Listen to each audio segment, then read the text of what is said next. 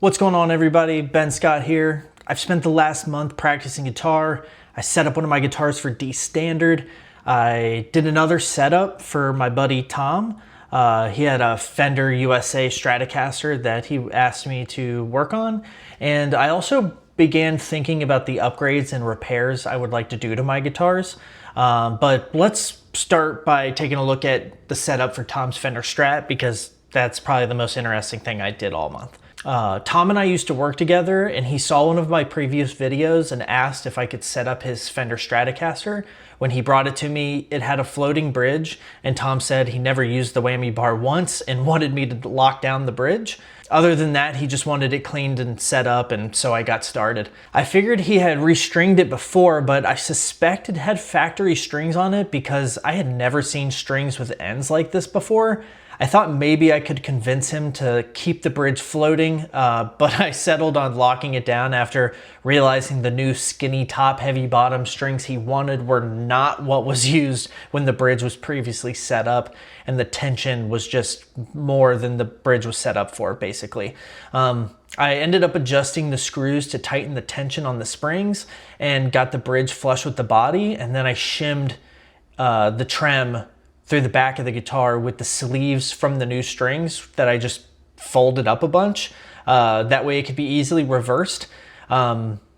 This actually worked pretty well. I was surprised. I didn't want to have to run out to buy like a wood block or something because I don't necessarily have the tools to cut anything or really do that kind of work. So I'm glad that folding up a bunch of pieces of paper that I happen to have lying around worked.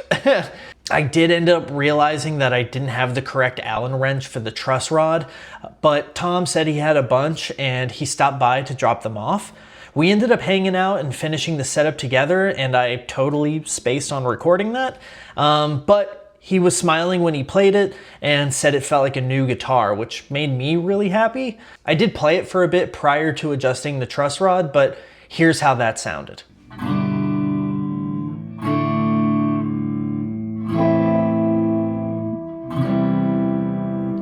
It sounds awesome.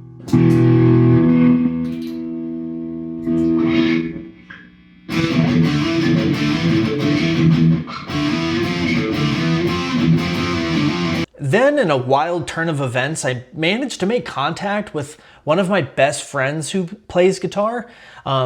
We hadn't talked to each other or seen each other in almost 8 years or something crazy like that. And it was really surreal to get reconnected with him. I had talked about how I was playing more guitar and had just recently got back into it. And he said he hadn't been playing guitar as much as of late, especially after his amp broke. He had his acoustic laying around, but really I think that our conversation kind of inspired each other a little bit.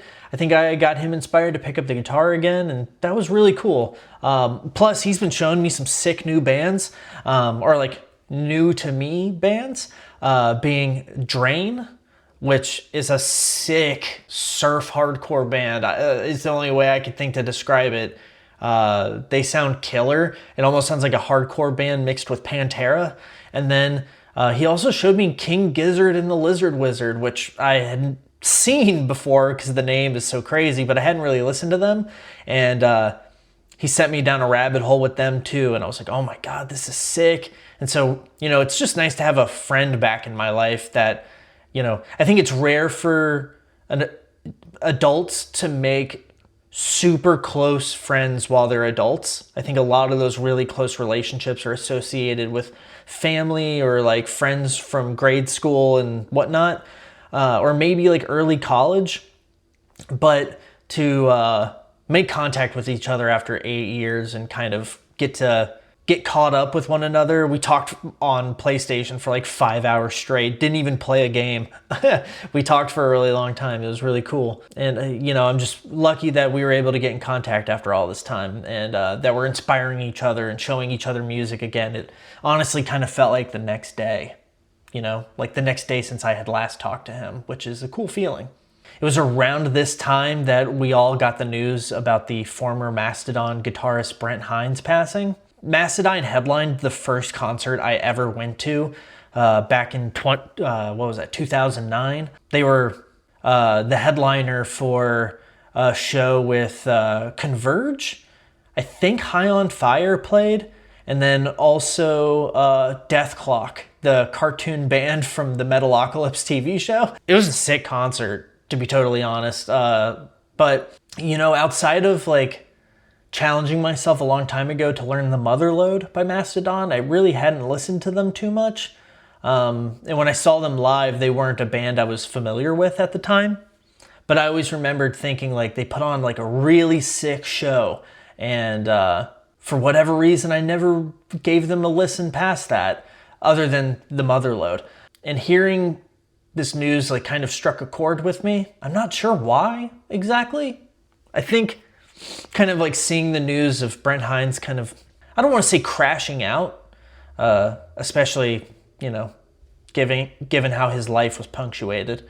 Crashing out doesn't seem like a great term to use, but you know, he was kind of going through it on social media, and I kind of felt bad for him, even though I didn't necessarily fully understand the circumstances, because, you know, I can't imagine being in a band for like 25 years and then getting kicked out, especially when there are like old quotes of like, nobody gets to leave this band, you will have to be fired. And it's like, dang, like, I don't know. I've been watching their documentaries and kind of like fell down the rabbit hole, which basically inspired me to start learning Blood and Thunder, which challenged my picking, and challenged me to learn to play the same riff in different locations and kind of in different ways. And if you know how to play Blood and Thunder, you probably know what I'm talking about with that main riff where Kelleher goes to the open A and D string and does some like hammer-ons with like a E power chord, sliding that down to the 3rd fret and moving that around. It challenged me in that way, and because I'd been bouncing back and forth with Albert, sending videos of my progress, I've got some footage of that, so I'll go ahead and show that if you want to check it out. Dude, this riff is fucking with me.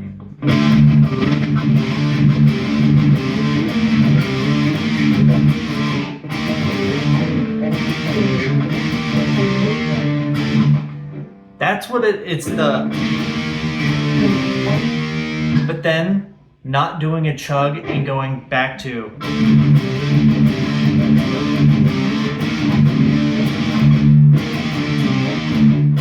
I always want to chug after, and it's fucking with me. Oh my god.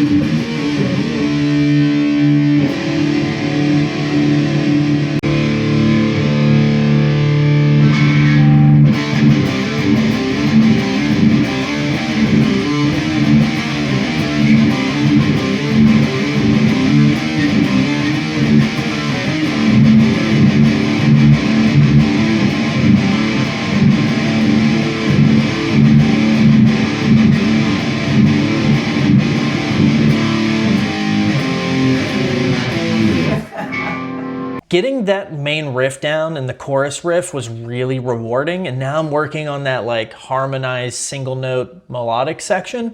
I finally know what notes to play and where it moves to, but I need to just get the picking fluid so that I can play it at tempo with the song. And you know, I'm thinking about continuing to challenge myself with these Mastodon riffs and songs. I'm noticing that they make me play differently, and I'm having a ton of fun learning their songs and listening to their discography. And I kind of want to pursue that fun. You know, I think it's rare that a band comes into your life that you kind of become obsessed with for a period of time. And while I'm obsessed, challenge myself to get better at guitar. And I think that it's like perfectly coinciding with this rediscovery of Mastodon. And so I'm just gonna really work at learning their songs and maybe like pick a song from every record. Like, I know I've started with Leviathan. I was thinking about going back to Remission and learning March of the Fire Ants. And then I also do want to learn Iron Tusk, but I believe it has like a super low E string that's tuned down to like A, and I'd have to set a guitar up to do that. So I may put that off and just move on to the next record and just keep kind of going along that cadence and just pick a song off the record that I really like and learn it. So I'll keep working on that and share that progress with y'all. And you know, it's funny, earlier this month, I'm glad I had the foresight to restring my Harley Benton SC Custom with Burley Slinkies, and I had set it up for D standard tuning. Doing so basically allowed me to answer the call to learn Blood and Thunder without having to wait for a new set of strings to arrive in the mail. And I think that's like a good argument if you have a wife that wants to know why you need more than one guitar. It's so that they can be set up in different tunings, and when I am inspired to learn a riff, I can just pick up a guitar and go and not have to worry about it. So yeah, there's that. You can have that argument if you would like it. In regards to the Harley Benton, I did have to make some bridge adjustments, and while I didn't get it on camera, there was a slight back bow in the neck, so I added a little bit of relief. The guitar needs some upgrades, but it's actually like a really solid instrument. It's mahogany body, mahogany set neck, Grover tuners, kind of, you know, it's got a lot. It just has microphonic pickups that I think I would like to swap out at some point, but I don't really know what I would like to put in it. I'd like to keep it passive, but if you have any recommendations, let me know in the comments below. I also think that it's a great single cut, that if somebody was wanting like a Les Paul style guitar but had a limited budget, it's a great place to start. While I was going through all of that, I really locked in on my guitar collection and was like, what do I want to do with these guitars? How do I want to have them set up to facilitate my learning and stuff like that? Let's start by kind of like laying out what I kind of want to do with my Jackson Dinky. I've already put Hipshot sealed locking tuners on it and changed the volume knobs, but the pickups are pretty muddy. I'm thinking of getting some EMGs to replace the stock pickups, mostly because I've never swapped pickups before, and my research suggests that EMGs are pretty simple to install, as long as I can desolder the old pickups. So anyway, I also grew up wanting EMGs in my guitars because I'm a huge Metallica fan. So I think this might be a good way to hot rod one of my beginner guitars in a way that I would have really liked when I was a kid. I was also thinking about maybe putting some Hipshot saddles on the guitar to hear if there's a difference with like resonance and sustain with saddles that are of a higher quality than what came stock on the guitar. And that's kind of it for the Dinky. When it comes to the Harley Benton SC Custom, I've already installed a string butler, a roller bridge, and it has Grover tuners, so it's basically where I would like it to be. However, the pickups are stock Harley Benton Roswell pickups, and they're microphonic, like I said before. It sounds good, but there's like a ton of low end that I think higher quality pickups might cut out. And I would like to keep it with passive pickups if possible. So this is where I think learning to solder may come in handy by installing some like Seymour Duncans or something. I don't know. Like I said, leave your suggestions in the comments below. As for my LTD Viper 400, it's already got Grover tuners, has a string butler and a roller bridge, and EMGs. However, the volume pot crackles when I turn it, and the input jack needs to be replaced because it is like spotty with its connection. I'm currently looking at my options for getting those replaced. The frets will need to be replaced at some point, but I don't know if I'll ever do that with this guitar actually. I had bought it years ago in a Guitar Center, and it was already used and had all of the road rash on it that is there. So, you know, I don't know this guitar's history. It was kind of like an impulse purchase, and you know, if the frets are beat, that might be time to retire the guitar if I'm being totally honest. But I think that replacing the input jack and the volume pot would be a great way to learn how to desolder and solder. Unless it ends up being solderless because they're EMGs, in which case it'll just be undoing all of that and replacing the parts. So we'll see how that goes. Oh, we don't want to forget about my Squier Contemporary Jazzmaster, because this one has issues. Mainly the input jack has the same issue as the Viper 400. If I move around too much, it cuts in and out. And additionally, the pickup selector, sometimes when I move it into a new position, it will just cut all volume. And then I have to like wiggle the input selector to get it to make the connection. So I know I need to address that as well. It's got active pickups in it, so I don't know if I want to keep actives in it. I kind of have an idea that I would like to put passive pickups in that.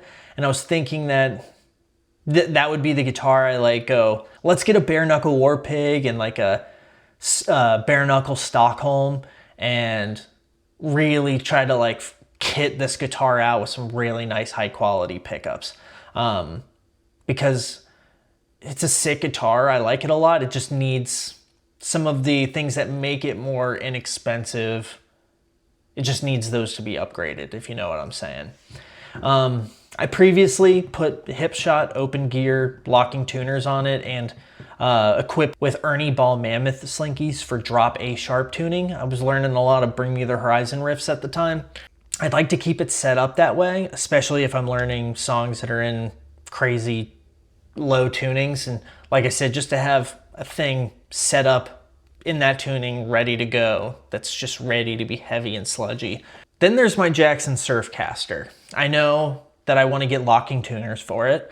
I'm considering putting a set of Jim Roots EMGs in it, but like other than, you know, also putting some Hipshot saddles, if that works out with the Dinky, if I don't notice too much of a difference, I might not worry about it. I don't think that there's anything else I would like to do.